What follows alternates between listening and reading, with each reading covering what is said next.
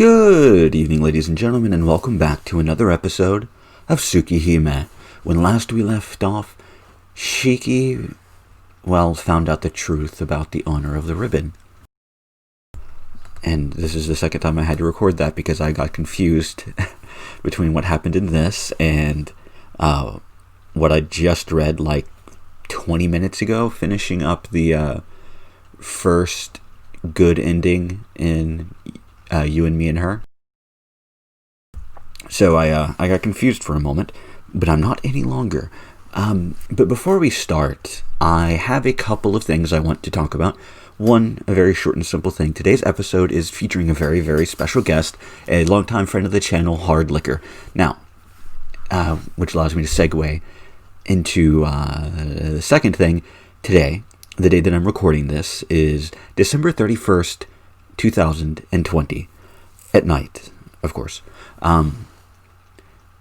And so, New Year's Eve as it is, I am sitting here recording a YouTube video and drinking hard liquor by myself because, I don't have friends. I kid. It's a pandemic, and it's been pissing down rain for the past, 3 days or 4 days or something like that. I'm not going anywhere anyway. Even if I did have friends. Anyway, those of you watching this probably know what that means, that the Tsukihime remake was announced this morning. A release date was announced, summer of 2021, and I'm going to give my opinions on that, and I'm going to be very quick about it. My guess is under 2 minutes. 60 seconds is my goal, 90 seconds is likely, but under 2 minutes is what I assume will happen, as I will very quickly give my opinion about it. And if you don't want to listen to that, just scan ahead until you no longer see the pause screen. Just scrub ahead in the video, because I will leave the pause screen when I'm ready to get back into the game. Okay, my opinion on the remake is TLDW, TLDL, TLDR, whatever. Cautiously optimistic. It is graphically, the trailer was very impressive. It was visually very impressive. The art direction is very good, although that does depend on your opinions on the redesigns, and mine is very hit or miss on most of them. Although I think there are one or two that I prefer over the original, but not by much. The voice cast is fine. I don't have any connection whatsoever to the original voice cast, so that doesn't bother me that they changed it entirely, even though Hisui's voice actress died a few years ago. I don't remember how many. But I don't care too much. My concern with it is, and that's why the very cautious part of that comes in, is the censorship of that. It's not going to have H scenes, almost certainly. It is probably going to be something like Rail Tenua, where they took them out or replaced them with something else, and that is fine with me. My concern is the darker subject matter, especially in Hisui's route and Kohaku's route, how they're going to handle that, because what it's being released on is not known for being the most open thing, because there are console releases. It is only being released on, as of when I'm recording this, it has only been announced for PS4 and Nintendo Switch. And, that's an interesting decision. No PC release was announced. No Western release was announced. Was not expecting there to be. Was expecting a PC release. There is not. A Hollow Moon, I believe is what they call themselves, have said that they're going to do a translation of it, a fan translation, but it is still, PS4 and Switch exclusive as of right now, and I don't expect that to change, because typically stuff like that does not change when it's released, at least in terms of visual novels. At least that is my understanding, but I could be wrong, and as I hope I am. I hope there's a PC release. I have a PS4, I could play it on that. I don't speak Japanese, I don't have a modded PS4, I'm not going to mod a PS4. It is what it is.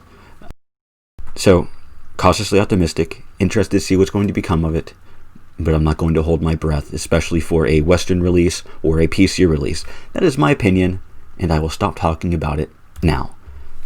And let's get back into it, shall we? Going back to my room, I noticed that the door is open. Did someone go outside? Hisui must still be in the kitchen. That means it's either Kohaku-san or Akiya. To be honest, I want to sleep. My body and heart are tired. I feel like I could collapse if I don't sleep. Just tonight. I feel like if I don't sleep, I'll break. I should. Oh ho ho. We have a choice here. We can go look outside, or we can just go back to our room. Now this is an interesting choice, as it doesn't lead to any, death or anything like that. What it does lead to is just a different scene. And me taking another sip of my liquor. Tasty. Yeah, I'm probably going to be drinking heavier during this episode. Because I only need to record a single episode. Yay.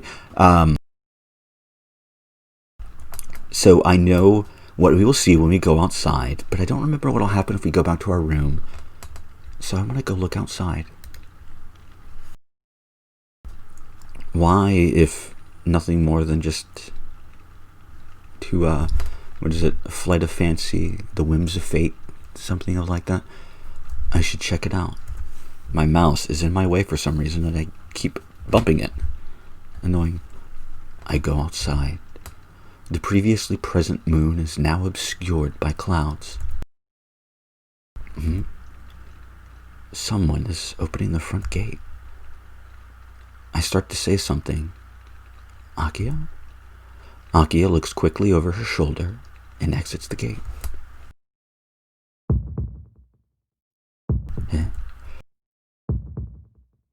Thump. Out of nowhere, my chest starts to pound. Thump, thump, thump, thump. My heart seems to pulse with new life. I can feel the blood coursing through my body and the shaking of my fingers. A chill runs down my spine. Despite that, my body feels like it's on fire. Akia, what is she doing this late? I feel dizzy. I try to sort things out rationally, but I stop. Right now, I have to follow Akia.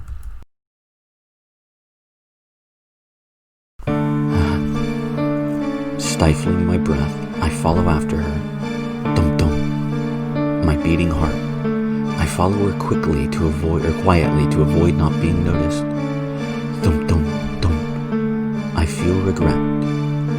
I don't have my knife tonight. There's no moonlight, and it's now midnight. There isn't a sign of anyone else on the streets. Akia walks unsteadily.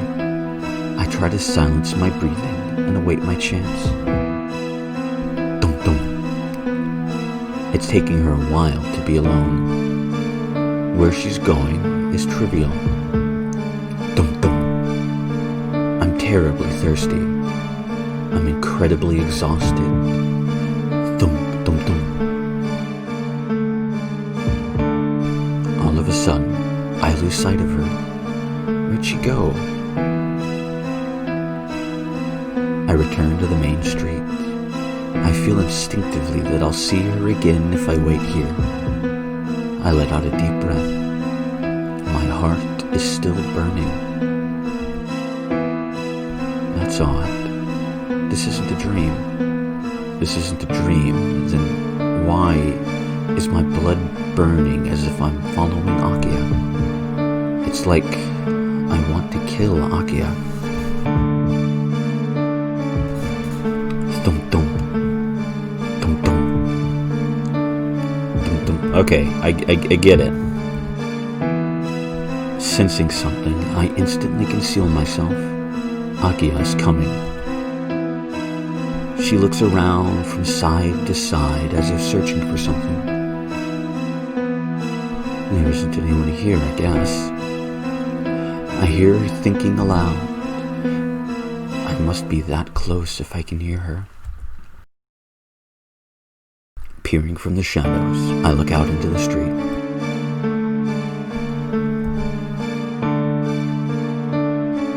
My head aches. The air around me tenses. I collapse to the ground. I've never felt such pain before.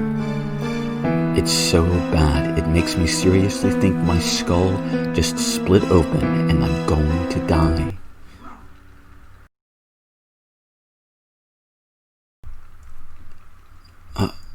Ouch. Shaking my head, I stand up. Oh, if you see any or hear any or notice any strange cuts or muting, it's I'm sniffly allergy, and as I sneeze, it's also, New Year's Eve, and there's lots of fireworks, so I might be muting around that. Anyway, I don't know how long I was out, but the night is quiet. Wait a minute. Why am I here? I'm out on the main street. I saw Akia by the gate, and after that, that's right, I followed her. What was I doing? I'm surprised at what I'm doing. An unpleasant smell pricks at my nose. A smell I've never known until now.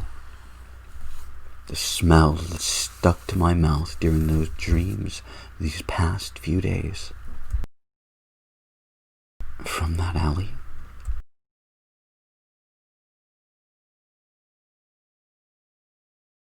Getting a bad feeling, I run towards that alley.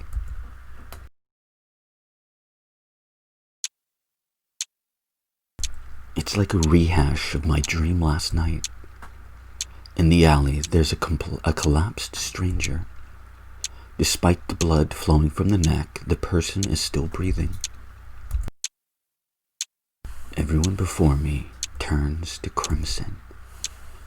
But this isn't a dream. Maybe it's because I've had all these dreams of murder, but I can think calmly. I go out to the street. I go to the nearest public phone and call the nearest hospital. After giving a fake name, I tell the location and condition of the victim, and I hang up the phone. Now, before the ambulance comes, I should head back to the mansion so no one sees me.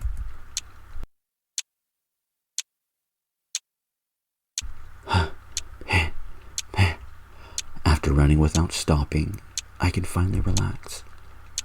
I don't have anything to feel bad about, but I felt that getting involved would be dangerous, and I did my best. I did the best I could. The person in the alley was still breathing, and the breathing wasn't that bad, so I don't think it was life-threatening. As expected, running here with all my strength, including up the big hill, was a little much. I'm completely out of breath. Dizziness assails me. I can feel my consciousness withdrawing. This isn't a normal dizziness. If it's this bad, if I collapse, I won't be able to get back up for a while. Damn, I have to get back to my room before I lean up against the stairs. I manage to take one step up the stairs. That's it though. I collapse.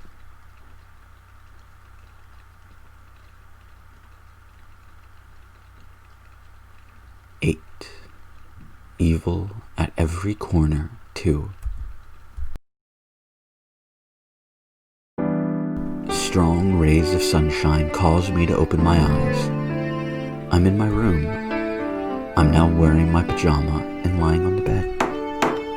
Excuse me. With a knock, the door opens. Kohaku-san enters the room carrying a towel and a bucket. Good morning, Shiki-san. How are you feeling? Kohaku-san draws near me with her normal smile. I think back to last night's conversation with Hisui. Tucking that away into the back of my mind, I try to make my usual smile. Morning, Kohaku-san. Did you carry me up here? Huh? Don't you remember, Shiki-san? I found you alone on the stairs and you stood up once I called you. You said you had a nice nap and started to walk. I did lend you my shoulder, but you walked here by yourself. Sigh. I don't remember. I must have been so tired that I forgot what I did. So you don't remember anything about last night? Maybe. I don't remember anything after I came back to the mansion. That's unfortunate. Shiki-san, you kept apologizing to me. I inquired why you kept apologizing, and you kept saying that you were an idiot and a blockhead. Shiki-san, are you a blockhead? No, I don't think so. Remember what Sensei told you, Shiki? Don't tell a lie that even you can't believe. You know, something like that. Well, I really am starting to get the idea that they think my brain is made out of wood. Anyway, thanks a lot. If I slept on the stairs, I'd have caught a cold in school. Are my eyes playing tricks on me? The clock tells me it is already past 10 in the morning. Kohaku-san, school. Yes. Today is your school's founding holiday, so you don't have school. That's right. Come to think of it was. I completely forgot about it since I have been spacing out at school lately. Well, I should get up anyway. If I sleep any longer, Akio will. I sit up on my bed. I can't really. My body won't move. I try to get up with my arms, but they have no strength. Seems your condition is still bad. You have a slight fever and you look a little pale. It may be boring, but please rest in bed today, Shiki-san. Kohaku-san wipes my forehead with the cold, wet towel. It feels good and cold. It seems your fever is down. You're not sweating as much and your face looks much better. You should be well by the evening. Kohaku-san crisply brings out a thermometer and an ice pillow. In the end, she makes me open my mouth and checks the condition of my tongue. Well, I'll bring you some rice porridge right away. Shiki-san, you better behave today. Kohaku-san. Yes? What is it, Shiki-san? As expected, she is like always.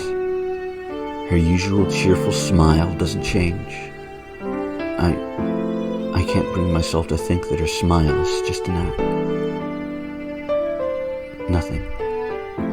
I'm looking forward to the rice porridge. Yes? Well then, excuse me. Kohaku-san disappears down the hall, her footsteps padding after her. I just stare at that figure silently.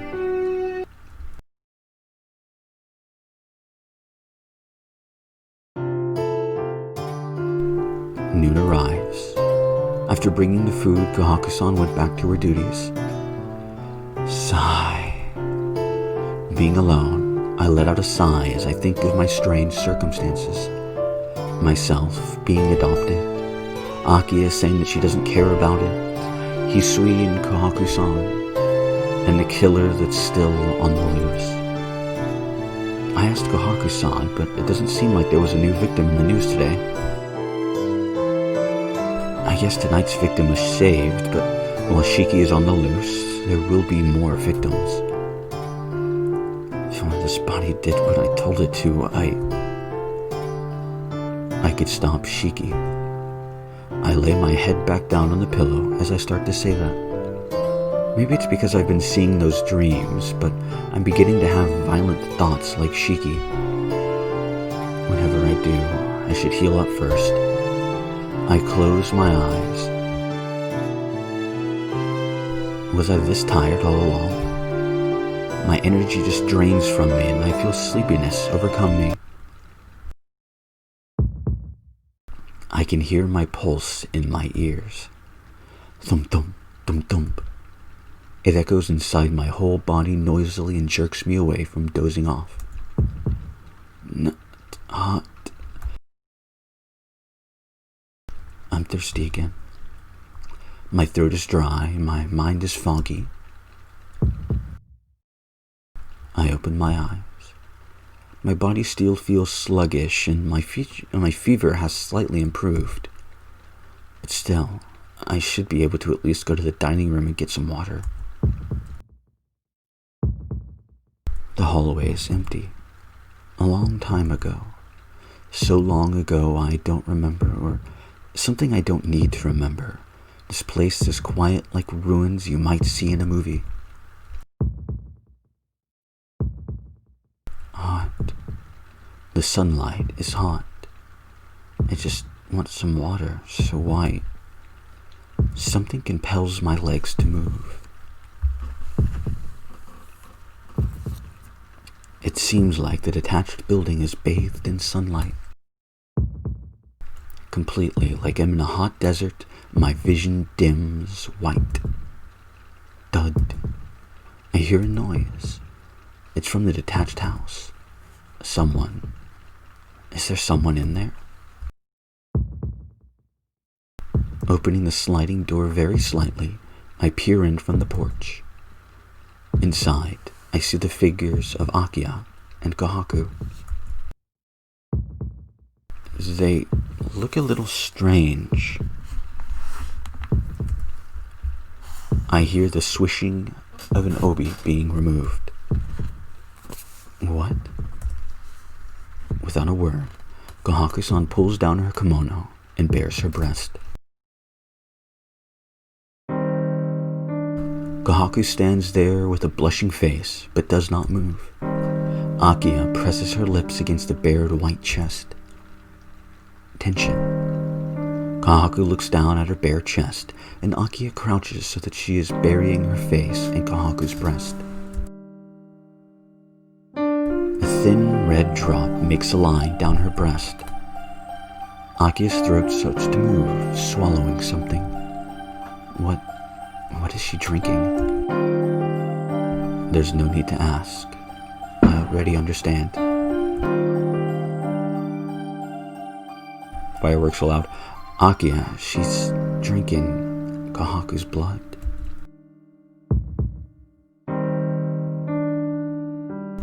Time itself seems to freeze. My entire body pulses and I feel inside out. My heart doesn't even beat.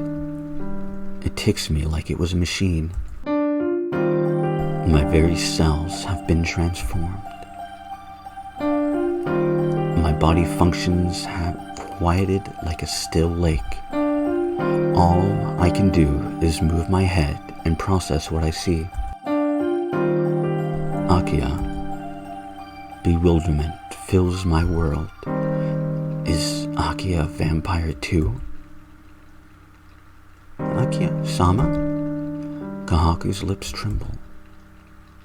Please stop. If you take any more, it will be bad for you. Just like overdosing on medicine, getting too much getting used to blood will cause you. You want to say I will be like Shiki? That's strange, Kohaku. You don't want that? Her eyes are filled with enjoyment. Kohaku doesn't answer. That is fine. I didn't like father either. He was pure evil. Just thinking he was my real father made even me want to kill him. Right. Succumbing to his blood and forcing his passions on you when you were still a child. Every day he would do those disgraceful things disgraceful assaults without end. So, Kohaku, I already know that you have a grudge against me and Shiki. Why? You know all that and still drink my blood? Of course. I know it can't be helped that you have a grudge against me, but I still like you. So whatever you do, I will forgive you. Unless you mess with what's most important to me, that is. With a smile, Akiya licks Kohaku's nipple. With a sudden jerk, shaking her shoulders, Kohaku stifles a gasp. No, stop, Akiya-sama. If you drink more blood than usual, really. No need to worry. I won't become like Nissan. To me, sucking blood is just for pleasure. It won't destroy me like it did Shiki. But then, it would make you happy if it did. Kohaku doesn't answer. She only narrows her eyes, not affirming or denying it. Akiya's red tongue slides across Kohaku's white skin. Akiya clenches her nails against Kohaku's breast. Slice. They break the surface of the skin, and ruby drops of blood appear. Chiki-chiki. Chiki-chiki. My heart rumbles. My will has gone to a far-off place. Thump-thump, commanding me to kill. Kill. Akiya-sama, why did Shiki-sama want so much blood? My blood was enough for him to stay alive. Yes, your blood was enough for him. As a synchronizer, your blood is more efficient and tasty. But reproduction and sucking blood are different. It isn't just that there needs to be a lot of blood. Everyone's blood taste has a different taste. To something that has become accustomed to sucking blood, different flavors are desired. There is no limit? Yes. But this is more like a hobby, so if your will is strong enough, you can quit. If you want delicious blood, it is easy to obtain some. Really, Shiki and I just need the blood of one person. Am I entranced? Just looking at Akiya sipping the blood, I can't even breathe. Chiki-chiki, chiki-chiki.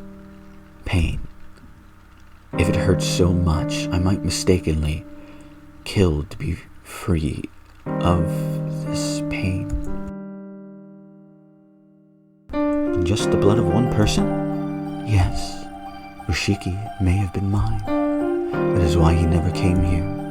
If he did that, the fun game would have been over. Yes, over completely. If you drink what would be the best blood, there would be nothing left afterwards. I would kill the one I loved the most and drink up even their life. Oh, wrong voice for that, sorry. After that, the only thing left would be emptiness. Akiya tightens her fingers around Kohaku's body. Kohaku closes her eyes and endures Akiya's action. That is why I will never go after the thing I want the most. If there is a time for me to do that, then that is. After finding out that it will never become mine, Akiya and Kohaku collapse together. Rustle, rustle. Her red hair fills the room like a waterfall. And I think this is where I'm going to end off this episode. So, there's a little bit more development. Akiya seems a little bit more unhinged, at least to me. She's a bit more fond of the idea of drinking blood, and although she said she's not going to search for the one she wants the most, well, will she be able to stay with that? And what was up with her leaving? That's, well, not good, but find out the answer to that and more next time on Tsukihime. And I hope to see you all there.